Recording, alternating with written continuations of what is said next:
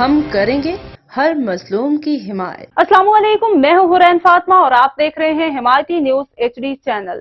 نظر ڈالتے ہیں آج کی اہم خبروں پر۔ تھانہ گکھڑ میں ڈکیتی اور رازدنی کی وارداتیں معمول بن گئیں۔ 2 نامعلوم مسلح ڈاکو نے دن دہاڑے کریانہ شاپ سے 8 لاکھ روپے نقدی لوٹ لی۔ مزاحمت پر اندھا دھند فائرنگ، قریبی گھر میں بیٹھی خاتون اور ایک نوعمر لڑکا زخمی۔ پولیس نے جائے وقوع پر پہنچ کر شواہد اکٹھے کر کے تفتیش شروع کر دی۔ واقعات کے مطابق 2 ڈاکو مسلح 9mm پسٹل نے سعید بٹ کریانہ شاپ پرانا نورا کوٹ روڈ گکھڑ میں گھس کر دکاندار کو تشدد کا نشانہ بناتے ہوئے 8 لاکھ روپے نقدی لوٹ لی۔ مزاحمت پر ڈاکو نے اندھا دھند فائرنگ شروع کر دی، جس کے نتیجے میں ایک گولی قریبی گھر کا گیٹ کراس کرتے ہوئے صحن میں بیٹھی خاتون زرینہ ریاض ڈار کو لگی، جبکہ فائرنگ کی زد میں آ کر ملحقہ گلی میں کھڑا نوجوان بھی زخمی ہو گیا۔ ڈاکو اندھا دھند فائرنگ کرتے ہوئے فرار ہونے میں کامیاب ہو گئے۔